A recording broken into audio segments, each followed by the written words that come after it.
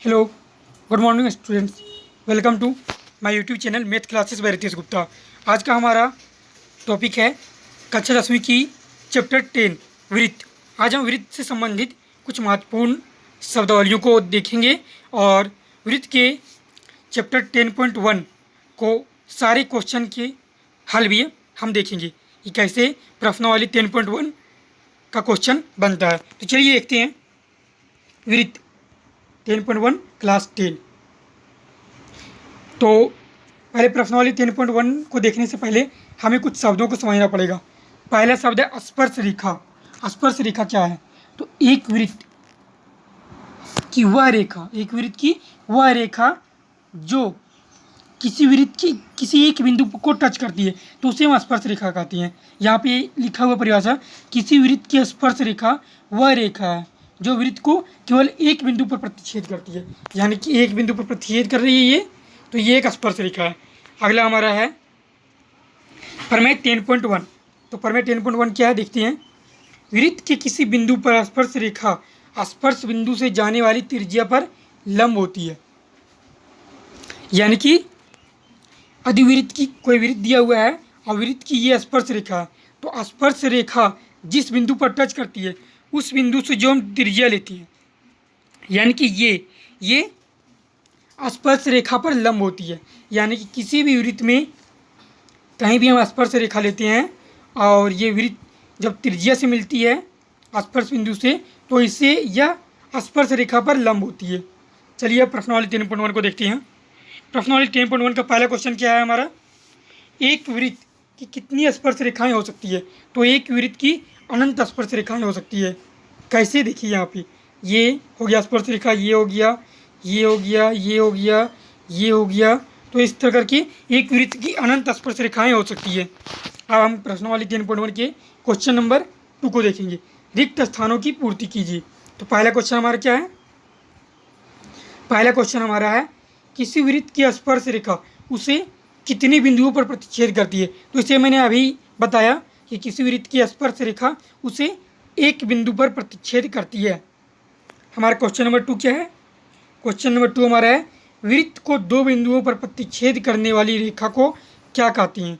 तो वृत्त को दो बिंदुओं पर प्रतिच्छेद करने वाली रेखा को छेदक रेखा कहते हैं। हम क्या कहते हैं? छेदक रेखा। देखिए ये वृत्त हो गया और दो बिंदु पर ये प्रतिच्छेद कर रही है रेखा, तो ये रेखा छेदक रेखा है। और वहीं जो रेखा केवल वृत्त के दो बिंदुओं को टच करती है उसे हम कहते हैं जीवा। तो ये हमारा जीवा हो गया, ये जीवा हो गया, और ये हमारी छेदक रेखा हो गया। ये क्या हो गया? छेदक रेखा। चलिए अगले क्वेश्चन को देखते हैं। अगला क्वेश्चन हमारा क्या है? एक वृत्त की कितनी समांतर स्पर्श रेखाएं हो सकती है? तो एक वृत्त की एक और एक दो समांतर स्पर्श रेखाएं हो सकती है। समांतर बोला यहाँ पे, तो ये और ये समांतर हो गया, तो समांतर दो ही रेखा बनती है। अगला क्वेश्चन हमारा है वृत्त तथा उसकी स्पर्श रेखा के उभयनिष्ठ बिंदु को डैश कहते हैं। वृत्त तथा उसकी स्पर्श रेखा के उभयनिष्ठ बिंदु, यानी कि वृत्त ये हो गया और वृत्त की स्पर्श रेखा के उभयनिष्ठ बिंदु, यानी कि ये बिंदु, ये जो यहाँ पे है, इस बिंदु को हम कहते हैं स्पर्श बिंदु। क्या कहते हैं? स्पर्श बिंदु। मैं यहाँ पे लिख के दिखा दे रहा हूँ। स्पर्श बिंदु, स्पर्श बिंदु।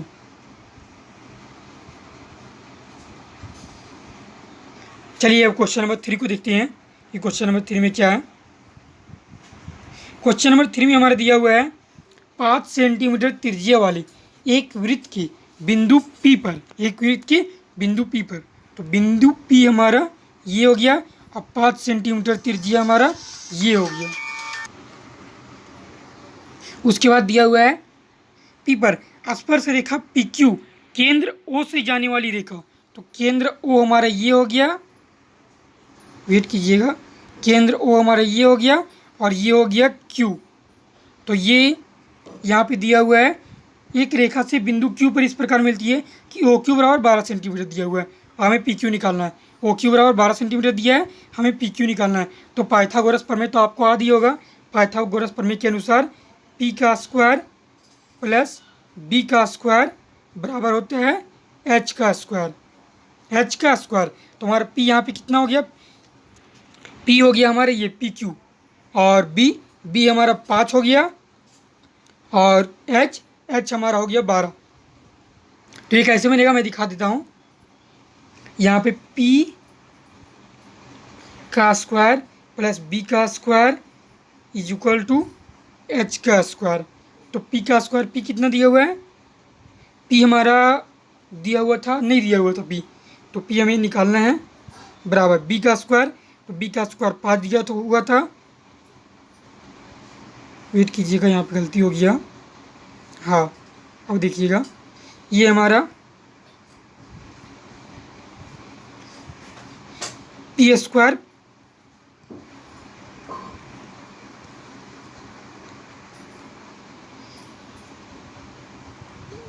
P square plus B square is equal to H square. तो P हमारा नहीं दिया हुआ है, B हमारा दिया हुआ है 5 का स्क्वायर बराबर H दिया हुआ है हमारा 12 का स्क्वायर। ठीक है, पुनः आप देखते हैं एक बार, यानी कि ये हमारा P का स्क्वायर बराबर क्या हो जाएगा, 12 का स्क्वायर माइनस 5 का स्क्वायर। तो 12 का स्क्वायर हमारा हो जाएगा 144 माइनस 5 का स्क्वायर 25।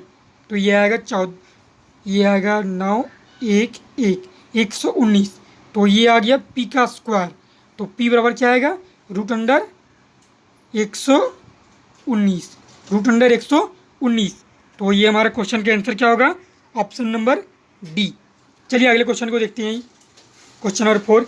अगला क्वेश्चन हमारे क्या दिया हुआ है, एक वृत्त खींचिए, एक वृत्त खींचिए, मैंने खींच दिया एक वृत्त। एक दी गई रेखा के समांतर दो ऐसी रेखाएं खींचिए। एक दी गई रेखा ये हो गया, इसके समांतर दो ऐसी रेखाएं खींचिए कि उनमें से एक स्पर्श रेखा हो। तो ये एक स्पर्श रेखा हो गया, और तथा दूसरी छेदक रेखा हो, ये छेदक रेखा हो गया। तो मैंने एक वृत्त खींचा इस तरह करके, ये एक रेखा थी और इस रेखा के समांतर दो रेखाएं खींचनी थी, एक ये खींचा एक ये खींचा। तो ये हमारा हो गया स्पर्श रेखा और ये हमारा हो गया छेदक रेखा। तो क्वेश्चन नंबर 4 भी सॉल्व हो गया। यहाँ पे हमारी सारे क्वेश्चन खत्म होते हैं। यदि आपको वीडियो अच्छा लगा हो तो वीडियो को लाइक सब्सक्राइब एवं शेयर करना ना भूलें, और वीडियो को वॉच करने के लिए थैंक यू। यदि आपको कुछ प्रॉब्लम हो तो आप कमेंट बॉक्स में कमेंट करें, मैं उसका रिप्लाई दूंगा और मैं आपके सारे प्रॉब्लम को सॉल्व भी करूंगा। Thank you, good bye.